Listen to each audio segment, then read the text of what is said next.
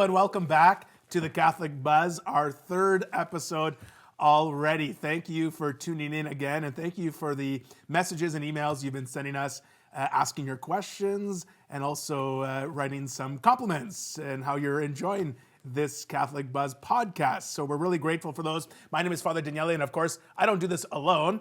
I have two of the very best with me. On my left is Josh Sullivan. Welcome to you, Josh. Hello. And of course, on my right is the Good Shepherd himself, Matt Van Milligan. Matt, hello. Welcome to you. And guys, you may have noticed I put in front of you a special treat this week. This was a gift from one of our viewers who had these delivered to us for this taping of our podcast. It's a big old mug of beer. So love it. Frosted even. Frosted mug of beer. Nice. So thank you for sending that. They called. I thought they were joking when they called and said if they could do that. Maybe. I think they're telling us we got to loosen up a bit. Loosen up. Maybe are we boring? Are we boring people? Yeah. Well, maybe they just want to know more about our personal lives. If we get into the beer, we might let a little more spill. That's true. Maybe they're trying to get us loosened up a little to tell more of the truth. Hey? We really appreciate it. So thank you. And a good topic to talk about this week while we have a beer is just 2 days ago was the World Day of Prayer for Vocations. So a lot of people have questions about vocations and how God calls people, but also a lot of questions about the different ministries we have in the church, right? That's sort of the hierarchy of the church. And so we've had this question come up, sort of the difference between deacons, priests, bishops, cardinals, the Pope. But first, because we just celebrated World Day of Prayer for Vocations, and that's close to my heart as the vocation director for the Diocese, and also as someone who recently became a priest in the last 4 years, I think we should focus that on a little bit, that God calls people to serve the church, right? And me, for myself, have went through that process of being called to serve the church.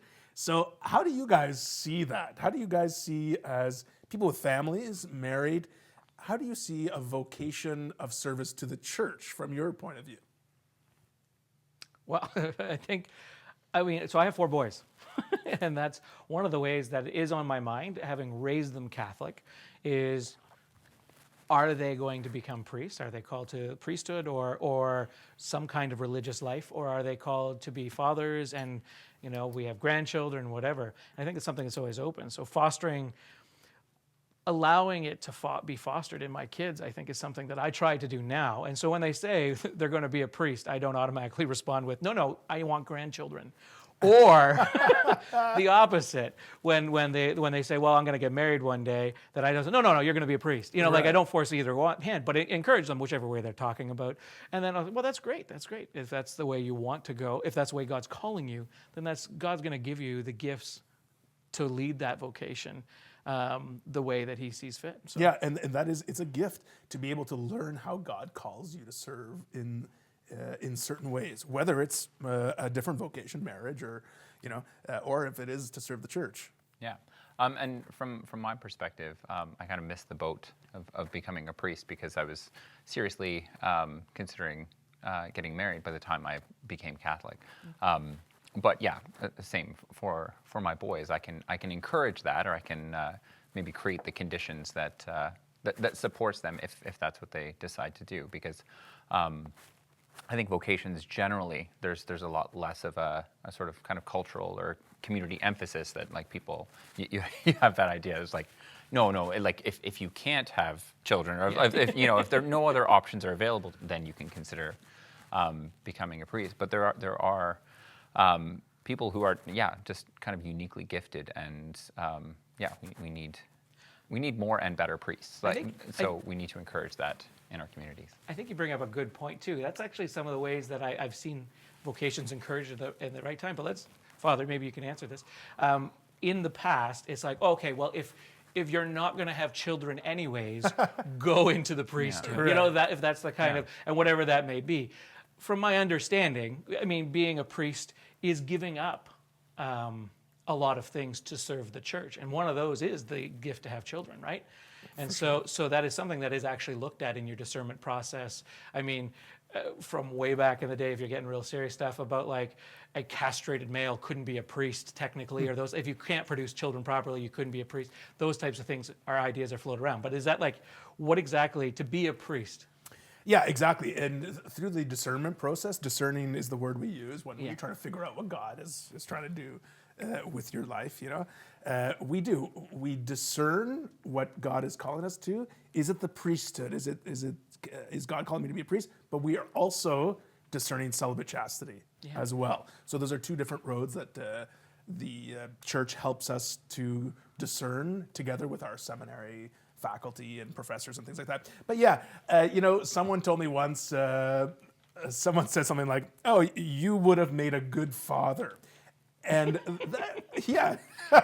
some people can take that as insulting, like, "Oh, maybe you should have been a father," or something like that. I don't know. I take it as a compliment. Like, priests are spiritual fathers. Yeah. So if we can't be fathers to children, to our spiritual children, then what vocation are we doing? Matt, you say you sort of missed the boat in discerning vocation to the priesthood.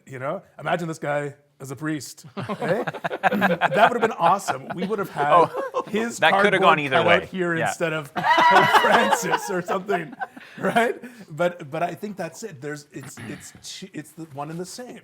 To be a good father, you have to be to be a good priest. You have to be a good father. Yeah. Who cares for his children like you guys do for your own children, and I see that a lot. Like I see our parish communities as a family. Yeah. You're the head of your family, you and your wife together are the heads of your children, and priests are the head of their parish family, Yeah. I think too, you're baptized prophet, priest, and king. So there are priestly duties that we all are expected, not necessarily to the same as like transubstantiation or something, but in our regular lives, there are priestly callings or priestly duties that each of us have based on our baptismal rite. Right. Know? And so you can live out those vocations, whether you are a father or whether you're a father. It's so true. And I was just reading a study that came out about every year they interview sort of an what do you call those? An exit poll, an exit poll of seminarians leaving who are ordained priests. And they sort of ask them all these questions. Who helped you in your life to discern the priesthood? What was helpful? Who tried to persuade you not to become? And so reading these statistics over and over again, the same statistics are clear that the parish community helps people discover their vocation to the priesthood. And some in those community are the ones who try and dissuade or discourage a vocation to the priesthood. And so some of those are really interesting to look at. We all have a part to play in building up the priesthood, building up other vocations to serve the church as well.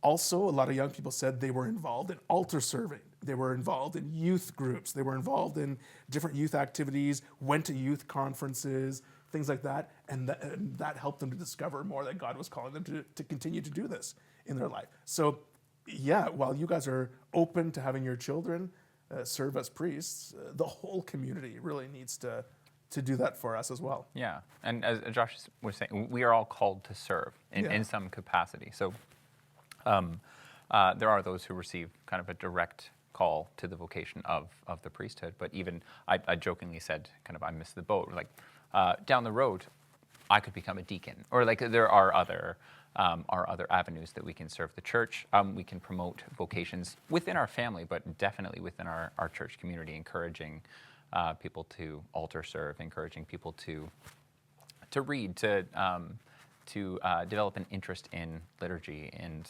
in homiletics, or like in and there are those with kind of natural dispositions towards those things, and we want to foster that and encourage it where we can. Now, we were having a conversation just before this about how, and then it came up, and we said, well, okay, we'll stop. We'll talk about it during the podcast, just because I wanted to know more, because I didn't realize. So when I was growing up as an altar server, we called acolytes the people that pretty much carried the candles as altar servers. And that was, so when you're altar serving, you just were considered an acolyte if you carried the candles, and then if you carried the cross, I don't know, you're considered something different. But that was just something in my mind, in the back of my mind, being cradle Catholic, an acolyte was someone who carried candles. But that's not the case, right? There's different stages of discerning priesthood, or holy orders, I should say, because not every buddy who has, holy orders is the sacrament. And so there's different levels going all the way up. Can you explain a little bit about that? Yeah, so you might be familiar with terms like subdeacon and tonsure and all those things that they No, used I'm to not. know. These were sort of steps on the way to holy orders in the past. And after Vatican II, they were changed to, instead of they were called minor orders. Okay. You know? And so they were considered minor orders on the way to holy orders. And after Vatican II, they were considered ministries. And so the bishop institutes you into a certain ministry as you're moving along your vocation to the priesthood. So for example, my own journey, I was instituted by the bishop a lector. That's the first one on the road to the priesthood. So the bishop entrusts you with the word of God, to proclaim the word of God at Mass, all those different things. The second step would be an acolyte that you've mentioned. Yeah, okay. And an acolyte is instituted to serve the liturgy, right? So he can distribute the Eucharist, he can be assisting at the Mass, all those different things. And then from there, it's candidacy, which you're accepted as a candidate to go further into holy orders. And then a deacon, you're ordained a deacon, and then ordained a priest. So when you're ordained a deacon, there's a difference between permanent deacon and transitional deacon. That's right. Okay, because that's something that I know that I would probably, because of having met permanent deacons and transitional deacons, I've asked the question before, but do you want to explain a little bit about that? Just because there is a difference. And do you go through, if you're becoming a permanent deacon, do you go through the same acolyte and all those steps, and then you just stay there? So there are two types of deacons. Yeah, there's permanent deacons, which you may have in your parish. I know at Holy Name and St. Alphonsus, we have Deacon Alan Charette. He's a permanent deacon who's served the church for almost 40 years now. Wow. And then there's transitional deacons, and that just means they're transitioning to become a priest. Still ordained, still the first step of holy orders, and so still a deacon. A deacon is sort of the right arm of the bishop. It's a ministry of service. Usually it's a service to the bishop, so wherever the bishop needs his deacons to go and serve the local diocese, and with a specific sort of focus on the poor.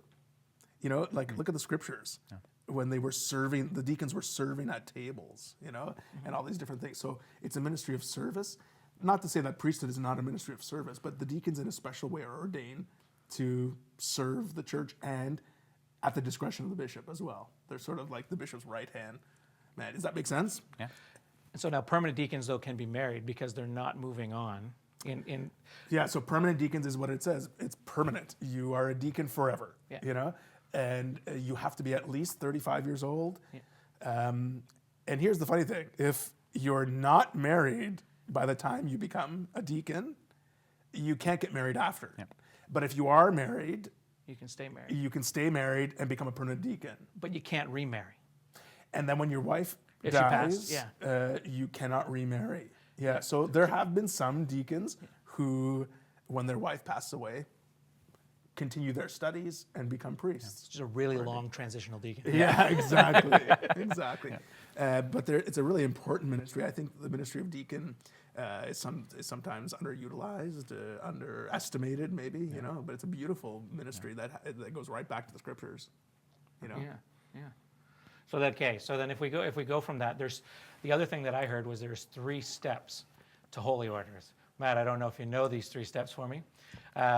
You have diaconate, you have the priest, and then you have the bishop, right? Is that the 3? Like if you I see. fully live out your call as, I mean, you could die a priest and you've fully lived out your call.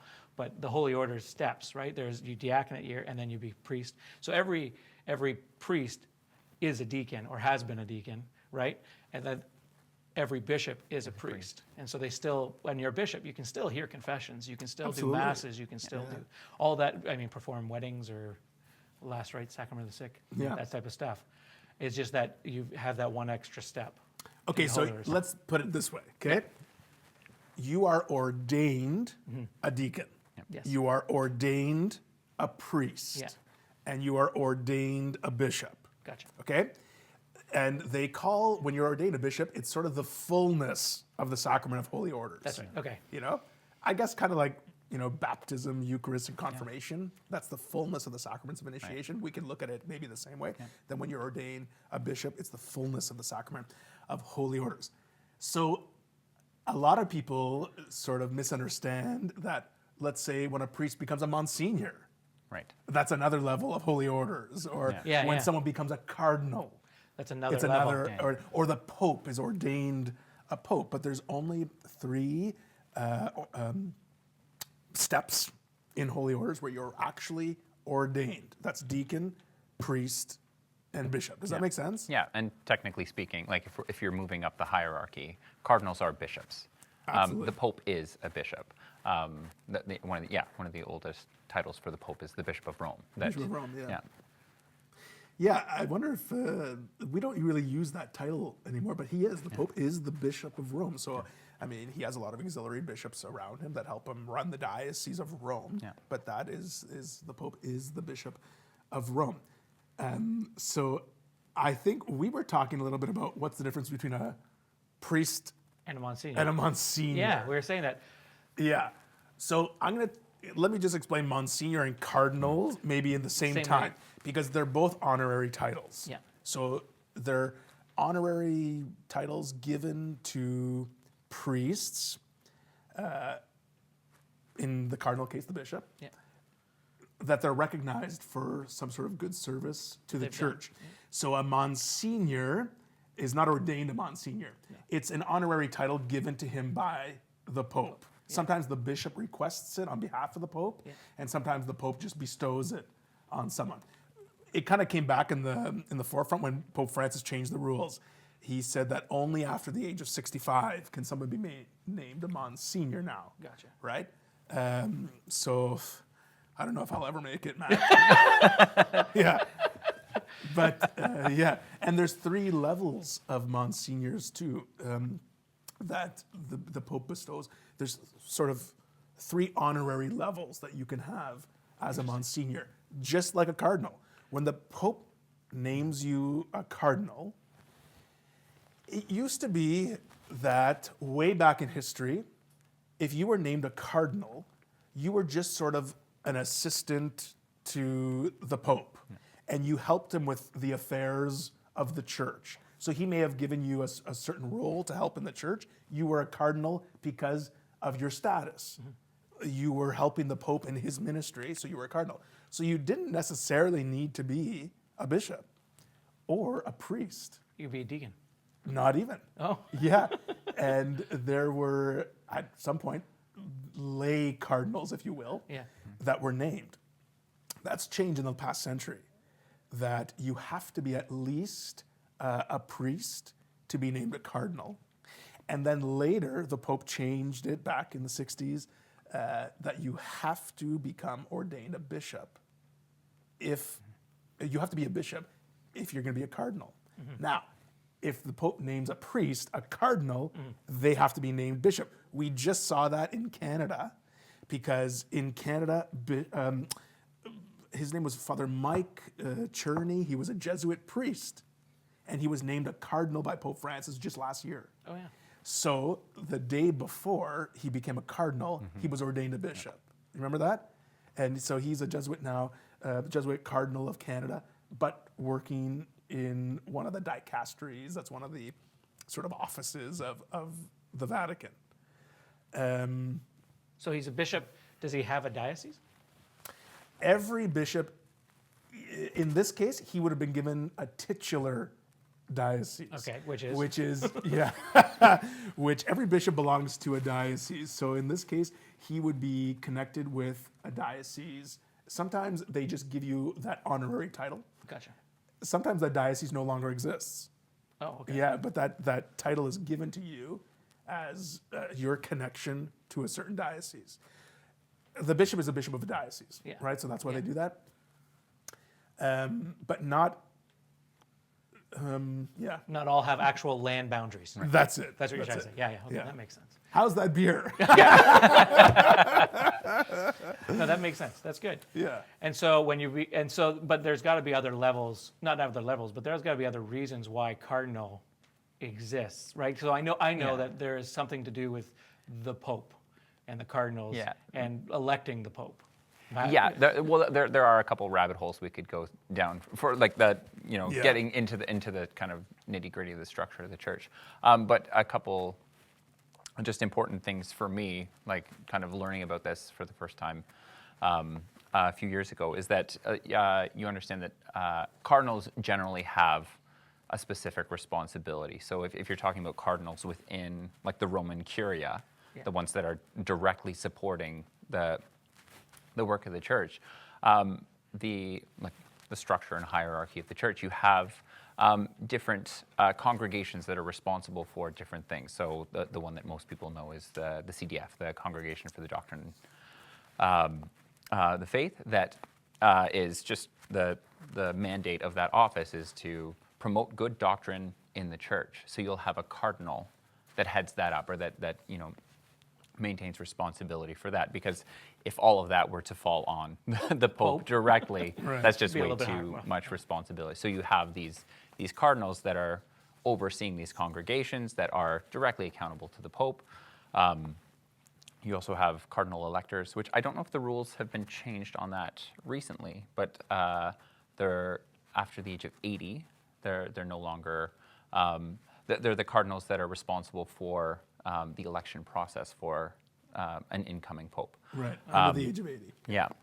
And there can only be 120 of those, I believe. I'm not sure if the rules have changed recently, but those were the rules when I When you were when I looking learned into about this about 10 years ago. So yeah, there are kind of like detailed hierarchical. This is what this person in this position in the church does. But yeah, they have kind of different roles, different responsibilities, and kind of a higher level of accountability. Yeah, and they are to represent sort of the Catholic population across the world, with that number there, 100, I don't know the exact number right now, it's in the 130, 135 or so cardinals in the world.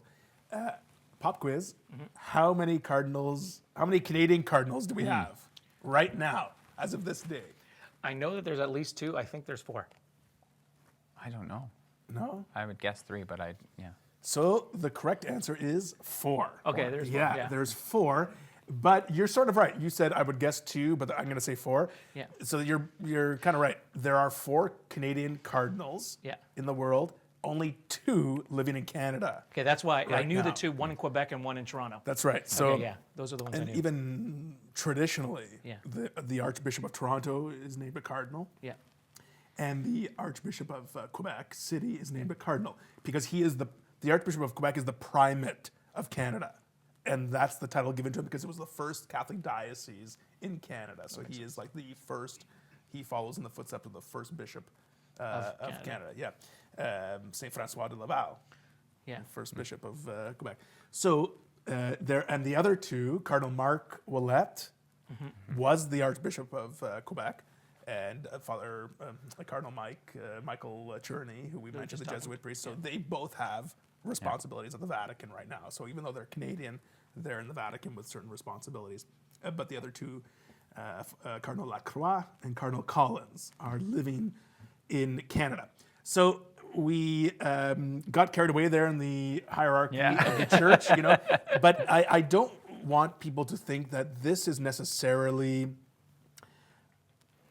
like sort of, and I get that question a lot. People say, well, doesn't every priest aspire to become a bishop or a cardinal or the Pope? And I want to be clear that that's not really, like, we don't become a priest to serve. We don't become a priest For power. Yeah. To move up the corporate ladder, if you will. That's one of the things that when you watch TV shows, especially like if I was watching the TV show Medici, whatever it is, I'm talking about olden day politics. Yeah. You got a lot of cardinals and stuff in Italy. they were like, it always kind of portrays that trying to become a cardinal is a power struggle, or trying to do that, or like the young pope, or like those Yes. TV shows that are out there. It very seems like it's very political atmosphere. Yeah. But it's because I don't think that a lot of times the world realizes the inspiration behind, like, to be a priest is to serve. It's not about Yeah. a power struggle. It's if you're living your call to be a priest properly, you're serving your community, you're serving your parish. Yeah. And that's why, like, talking about married priests, I don't have to get into that because that's a whole other big discussion. But talking about, I did talk to a priest that was married. He was an Anglican priest and then came over to Catholicism. He had to get special permission and all this other stuff.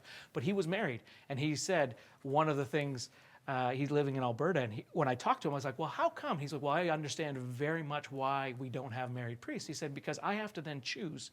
If my wife was having our first child and then I had somebody in my parish that was dying, I would have to choose, am I a priest first or am I a father first? Is my family come first or does my parish family come first? And so, like, looking at it from a service perspective, a priest can get up in the middle of the night and run to the hospital and give last rites if they need to.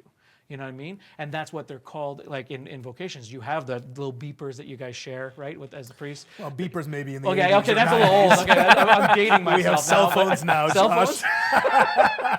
But that you could, but that I mean, that's part of it is when a priest is called specifically for sacramental reasons or whatever, a priest can go. They can drop technically if they don't have a lot on the agenda that can't be dropped in service of the parish community. They could drop that, maybe paperwork and then come and administer a sacrament or do whatever is needed. It's from a sense of servant. It's a servant position, not that. And then from a bishop's perspective, it's the same. It's serving the diocese. So being at service then not only to the community of the diocese, but also to the priests and being able to serve them as well.